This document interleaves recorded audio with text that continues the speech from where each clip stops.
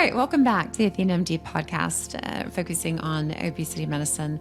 I know that we've talked a little bit about the story and some of my personal. We want to focus today more on the specifics and logistics of obesity medicine. And so this is really for those, if you've ever felt like, the standard advice that we hear a lot, just eat less to move more, just really like isn't enough. And so we'll get into kind of what you can expect, really what the difference would be. I mean, why would you want to see an obesity medicine physician, and why would you not just want to sign up online, like at a HERS or go to a med spa, right?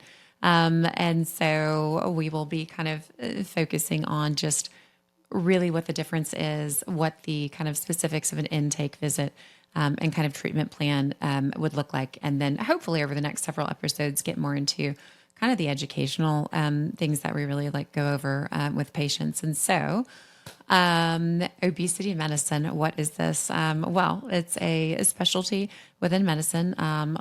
You're hopefully looking for someone who's board certified, evidence-based. This is a medical specialty. It focuses on the care, treatment, and, prevention of obesity as a physiologic state, and also complications from that, with the goal being to really improve health. And so I would, say it really does definitely cover a lot of that physiology, but also, there's a lot of psychology as well, and support for the patient, really with an understanding that this is a lifelong condition. Even for those of us who have lost, we will be in maintenance forever. And so it really is, maybe just hopefully trying to set you up for lifelong maintenance and success. And so really I would say the key difference between, a med spa versus an obesity medicine practice is, one, probably the level of education and expertise in your providers. But on my end, and what's critically important to me is, the level of education and understanding that we provide. I mean, it's one thing to, I would say, at the shallow end of the pool, sometimes I get the feeling when I see patients that, they really didn't get much more than a prescription and a pat on the back. And there's so much more to this than that. And honestly, this is where perhaps some understandable critiques of the medications might come from. I mean, when people say nasty things, and this is what often like gives a lot of people really pause or concerns about starting meds or considering them. It's like, well, everyone says, if you just take that, then you're going to regain everything. And I'm like, okay, so like false in our practice. But, I understand that why people might say that, because if all you ever did was go to a place, whether that is an online ordering, a compounding pharmacy, a med spa, and all this person did was, write you a prescription. Well, if you never did anything else but take that medication, well, then of course, if you stop that, you can expect to regain, and regain is really likely anyway. This is not an artifact of the meds, but this is due to other reasons. And so, my goal at least is, I want my patients to know, the majority of what I know, at least as it applies to them. I want them to be able eventually to live their life free, right? Kind of for all of this to be set up in the greatest way possible for absolute success and maintenance. And so, we would never, ever, ever, in an appropriate practice of obesity medicine, number one, not everyone should be getting the same meds. A care should be individualized. A very careful history should be taken because there's different meds, right? And so depending on your individual situation, your history, and your physiology, recommendations should be different. So things to worry about are if someone's sort of giving the same thing to everyone or same advice to everyone, same treatment plan in large part, like specifics, that's definitely a red flag. And so we would really pride ourselves on, we have a similar progression, certainly for all patients in terms of educational topics and intake. But certainly where we go with each patient, how and when, is very, very different. who qualifies for treatment of obesity. And I would love to talk about this. Okay, so the standard thing that you're going to hear as far as who qualifies for treatment of obesity would be, and this is what's on the FDA approval. It is many of these medications are approved for treatment of obesity. That is commonly defined as a BMI of 30 or above, and so that's everyone with a BMI of 30 or above would qualify for treatment. Now, I would suggest to everyone that there is a height that you think you are, and you are probably not if you are like over the age of like 25, because our height declines. And so might want to reassess that, especially if you're close to the line. Also, for anyone with a BMI of 27 or above with a comorbid risk condition, and that is very broadly defined. That could be asthma, it could be acid reflux, it could be obstructive sleep apnea, which is actually an independent reason on its own, metabolic syndrome, fatty liver disease. So there's a host of reasons that in combination with a slightly elevated BMI, which would also qualify for treatment. However, we must additionally realize that BMI is imperfect. So please, if you are someone and you know that, maybe like your weight has been great your whole life, and then, common thing like after kids, you're gaining a little, I would encourage you, take a look, because and these are the people I really like, sympathize with really both ends of the spectrum. I mean, for those of us who were very large for a long time, like we understand, okay, yes, we need help, we qualify for help. And then there's like a broad swath in the middle, but I also feel, very sympathetic to, what are we telling people with a very slightly elevated, BMI who's telling you, look, I have a family history of diabetes. I see myself gaining weight. It's around my midsection. I feel like, nothing I've done has changed. I keep gaining. Should we just say, too bad, so sad? Like, come back to me when you have a BMI over 30? Like, no. And this is where it is so important that we begin to consider other technologies available. And so medical grade body composition scanning, which is going to be some kind of scan that can give you a quantitative measurement on your visceral fat, not a visceral fat score, quantitative on your visceral fat. That is abdominal obesity. So, I have personally seen, there's one patient I can think of, her BMI was like 26. So a little bit elevated. And we did, she had no other medications, no other, kind of conditions, but yet she had more than 3 liters of visceral fat. That is high risk. That is abdominal obesity. She should absolutely qualify for treatment. So I would encourage physicians to listen to the patient, give the patient a chance, take a look. If you're not sure, and have, some compassion that maybe they actually know or can sense that, oh, this really is different. And so we do have availability, or I guess, the technology now to really look into that a little bit better.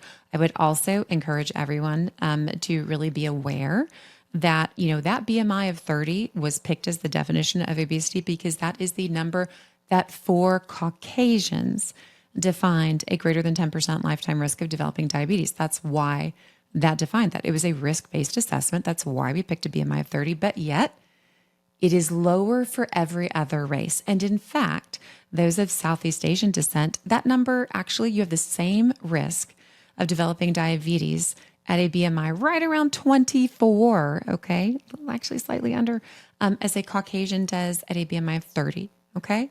And, for African Americans, this number is around 28. So as physicians, it is very important that we are aware of this.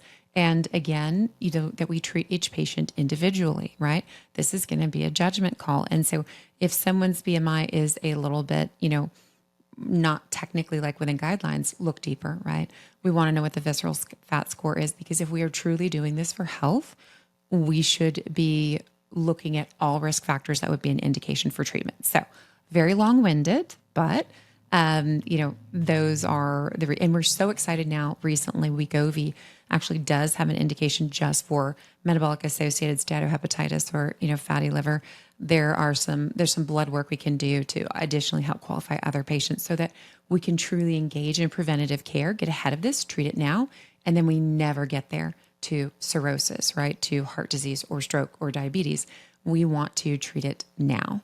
And so love that. at any rate. And so obesity medicine, as I feel it is definitely growing. We know that in America now, as of 2025, we are at right about a 45% adult obesity rates, anticipated to be around 50%. And again, this is just by BMI. If we use body composition scanning, we are probably sitting well over 70%, possibly three-quarters of the population would have obesity as defined by visceral fat, which is technically the health risk. And this is why we really, want to get ahead of this and treat this. We do understand and define obesity as a disease now. The more that you learn about this, it's shocking that anyone can ever lose weight and maintain that, because everything about the human body is wired to love excess fat tissue as just a survival mechanism, a piece of insurance in case of disaster. And so patients are grossly underserved by a lot of traditional care models because, yes, anyone can write the prescription. That is true. And, maybe if a patient has like very little to lose and no additional kind of, conflicting comorbid conditions, they might do well. But, really being not just able to lose, but to maintain, to really provide the patient with every tool that they need. That's really like what we're there for. And so, some common misconceptions about obesity in general is, number one, that it is not a disease. Okay, really? Well, false, right? It is absolutely defined as a disease. It is accepted. It is an aberrant physiologic state. You can quantify these things on labs. Obviously, when we give people the appropriate medications and treatments, they do lose weight. So, right? I mean, if it weren't a disease state, we wouldn't be able to correct this with medication. A lot of people think like it is just a willpower issue. False. Okay. There is a symphony of hormones, really that leads to this physiologic state. And where we get into trouble is especially when we have carried weight for a long time. We will inevitably, after, sooner or later, we will develop problems with elevated triglycerides. Well, elevated triglycerides have a byproduct of diacylglyceride that is going to instigate inappropriate gluconeogenesis in the liver, which means your liver will produce extra sugar all day when it shouldn't. And that means in response, your pancreas will produce extra insulin all day. And so sorry that insulin is actually one of the chief hormonal regulators of weight gain, right? Insulin in a normal physiologic state should be able to diffuse across the blood-brain barrier and give you what we call the central inhibition of insulin, right? Unfortunately, the longer that we carry weight, we experience changes in the blood-brain barrier. We don't get that central inhibition of insulin, and therefore we lose, that compensatory effect, and it's just completely pro-gain. There is a counterbalance system, right, of leptin, which is produced by all fat cells. This is a gross oversimplification. There are so many other things involved, but, these are kind of our two chief long-term regulators, okay? All fat cells produce leptin, more fat cells, more leptin. Leptin should go and turn on GLP in the brain and tell us, hey, you're not hungry. Well, guess what? If it's up for a long time, you will eventually become resistant to that too, and you just don't get that signal. And so you end up with a patient where, nothing ever tells you to stop. You don't have that central inhibition of insulin.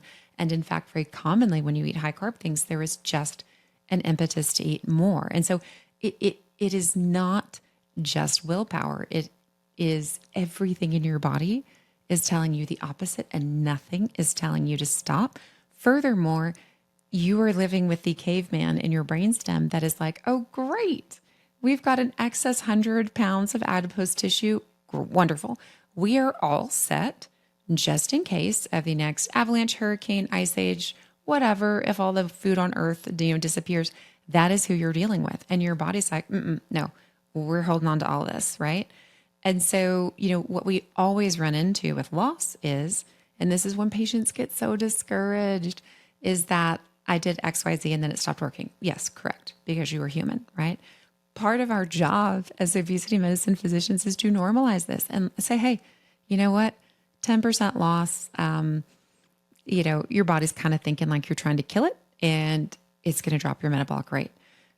I would argue that as part of informed consent to obesity care is you need to have a conversation about what their goals are, because if this patient wants to lose more than 10% of their body weight, it is your responsibility to disclose, right? We need to have a chat about metabolic adaptation. Your goal is to lose more than 10% of your body weight. And I need to let you know there's a permanent consequence to that. And that is going to be, some amount of metabolic adaptation. Okay. That could be, right, a drop of around 400 calories a day that we need to prepare for and understand that, on the back end of this is why I always have a chat, like we really want, in addition to any dietary interventions, we really want and to have some physical activity planned out to be able to deal with that ongoing. I know that there are misconceptions that medications are cheating, to which I will often say, like, treating is not cheating. And also, like, in the appropriate care of the patient, we want to give you all the information that you need and use medications as tools, not as a crutch, right? But as a tool to augment your own efforts, to use them appropriately to relearn maybe some of that normal hunger signaling that you might not have experienced for years. Obesity is absolutely not a choice. Please, point to me, the person who is living with adult obesity and feels like, oh, hey, yes, this is what I wanted. My life is better. Absolutely not. No, it is not a choice. And there are psychological things, yes, that can go into this, and we address that too. Are there people who struggle with a food addiction or a binge eating disorder? Yes.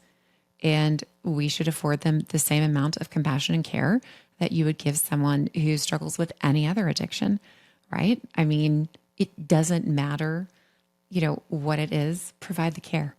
And so, no, obesity is not a choice. Again, look at that biology underlying, weight set point regulation, the challenge of metabolic adaptation. I mean, no, the good news is, despite the overwhelming manner in which your body really wants to hold on to weight, we understand this so well as a science now. And this is an incredibly exciting time in medicine, and specifically obesity medicine. For 2026, we have, hopefully 4 new drugs coming out that are all individually better than almost anything that's out there right now.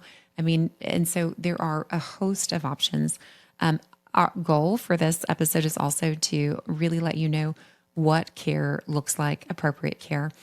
And so on first visit, we always like to, if we can, really have a visit that is just we're talking about weight. This is our obesity medicine intake appointment. There is a kind of long list of things you should expect that this person treating you should take a weight history, primarily because I want to know what has worked for you before, because that gives me a clue into what might work now, what challenges we may have. Also, I want to know if you've ever lost 10% of your body weight, we will have a, more of a metabolic challenge because you're already going to have some amount of metabolic adaptation in place. So that's the primary goal of, like, what is the history? I will want to definitely get labs. I really want to kind of listen, especially if someone's saying, I feel like nothing's changed, I'm gaining weight. There's a couple reasons that can happen. We are grossly undereducated as a society in real prevention. I try to start having conversations with people in their 30s, especially women, that, okay, we have to start engaging in intentional protein intake and some resistance training, or you're going to start losing 1 to 3% of your muscle mass per year. So if we want to prevent a metabolic rate decline that's going to catch up with you, in a few years and maybe put you in this position where you might be struggling with obesity, how do we get ahead of that? Well, that's the preventative care and education, like, way back then. So, I try to kind of take that history. You definitely need labs. I want to be looking for insulin resistance. I want to be looking for sometimes a little bit of elevated hemoglobin. Hematocrit might be an indication you might not be breathing well while you're sleeping, and that I actually want to screen for obstructive sleep apnea. That is a way that I could potentially get a drug covered for you, since Zepbound is approved for treatment of obstructive sleep apnea. I want to screen for any reward motivated intake, also known as binge eating disorder, right? Or any eating disorder, if that is something we need to deal with. And so that's kind of the history component that we have got to be kind of all like aware of. We also want labs to look at diagnostic criteria for metabolic syndrome, specifically your triglycerides and HDL, your blood pressure, if I'm going to be prescribing certain meds, got to know all of this, right? And so, and then, really at that first visit, I, want to have a conversation about where we are in terms of dietary challenges, you know, how kind of and why we're eating. Is it just out of habit? I try to really unpack our two key skills that I would say you need for the 100% rest of your life. And we have in my practice a sort of educational list that we're going through.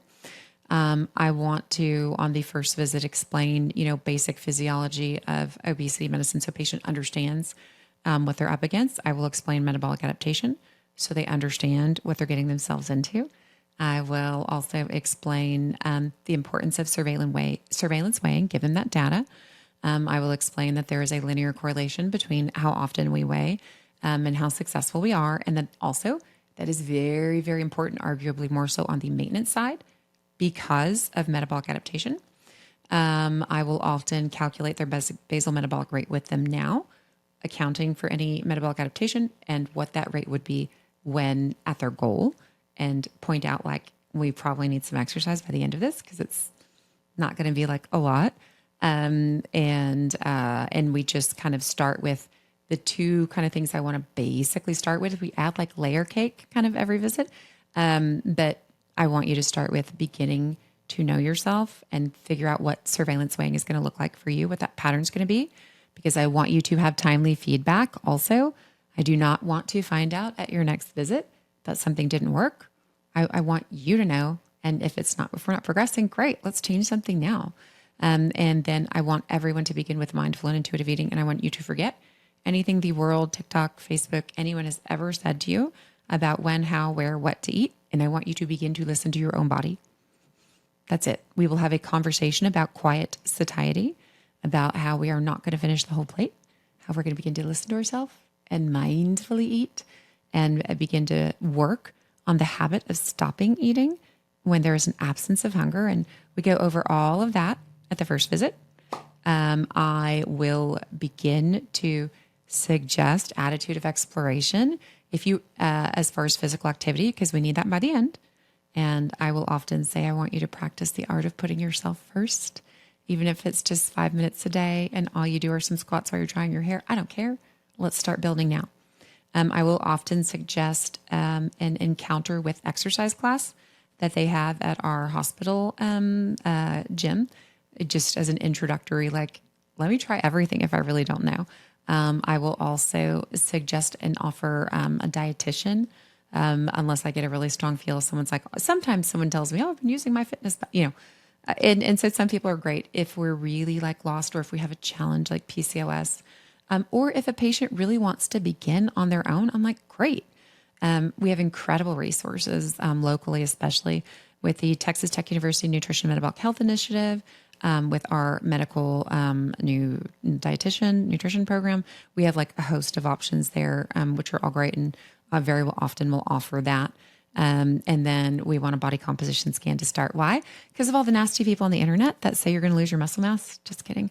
No, because one, especially for women at a lower, BMI or maybe appropriate weight, maybe we don't even need to really worry about weight at all. Maybe all we're changing is body composition, but we want to get that at the beginning so we can know really everything that, we need to work on. Some people like me, I need to work on building muscle. Other people just need to work on maintaining, but we want data. We don't want to guess. And so when something goes wrong, we want to know where to look. And so I love the team approach. Everyone's team might look different depending on really what they've done previously, their level of activity and understanding what their history is. But it could be as broad as me, their regular primary care doc, exercise physiologist maybe, or it could just be a PT. Or a dietitian. Some people need some or all of that. And we love that because the more help and support, great, because everyone's going to bring their own expertise. And I feel like I always say, I want to give you all of the data and the options. Your job is to cafeteria this. It's like, look, if you have trauma at the scale, I get it. You know what? And our rule that trumps everything in clinic is, if it's working, don't touch anything. I would always provide you with all the data and let you know. And if you cafeteria this into, you know what, I can take a look every so often, or, I want to keep to, how about I come to clinic and you keep track? Fine. I mean, everyone, we don't care. We just want you to be successful in whatever way we can make that happen. And so, really, I think the take home message is whatever obesity care there is should be centered around an extraordinary amount of education that is really, available and out there. But we want really evidence-based things. We want a highly individualized care. And that means, I always advocate for a sort of 3-step approach. We always try to first adjust through history. Do we eat when we are not hungry? Is there any issue with reward motivated intake? We address that first, right? Before all else. Step 2, we try to remove any metabolic inhibition to loss, and that is addressing primarily insulin resistance, or if you have obstructive sleep apnea or all PCOS, this kind of thing. And then we try to use GLP-1s definitely in a appropriate manner. I feel like their greatest value is for relearning normal hunger signaling. But again, if we're not going in order, if someone has a lot of issues with reward motivated intake, a GLP-1 may be like, they won't even hear that signal yet if we don't have this well controlled. And so, it really should be an organized stepwise fashion. Just similar to the team care approach. Some people may need a med for all of those steps. Some people may need just one. And that's the thing, is everything should be tailored to you. Your dietary recommendations, right? I love those follow-up visits, actually. Kind of trying to individualize that or come up with ideas that'll work for patients. But,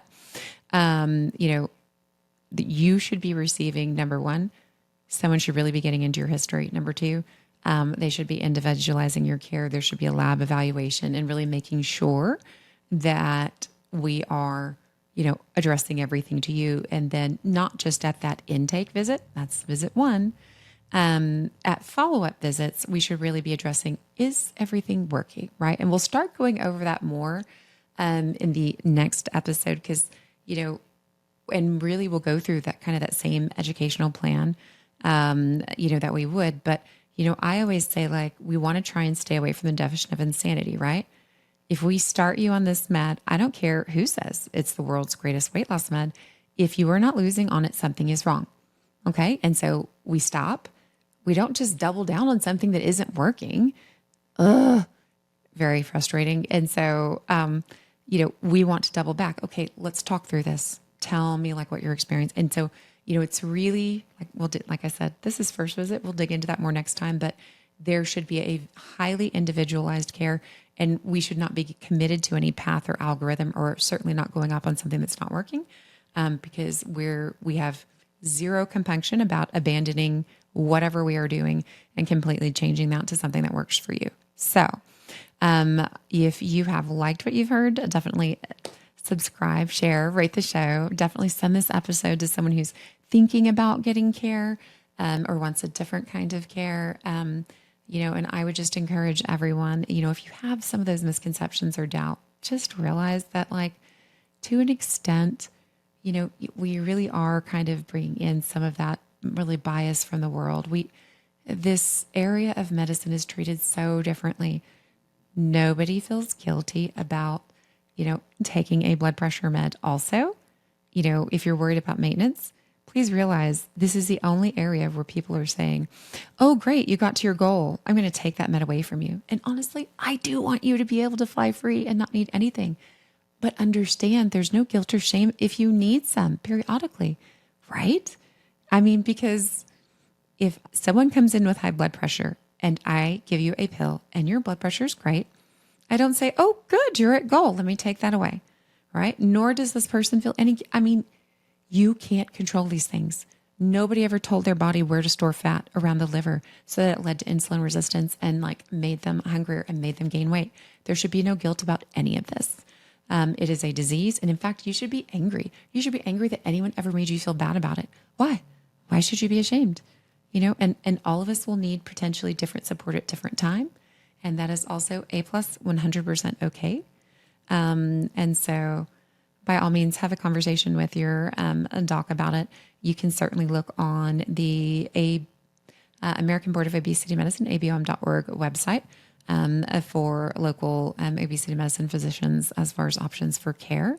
And like, comment, subscribe, share with a friend. And then next time we'll be digging into more of the education that supports people along the weight loss journey. Thanks for listening.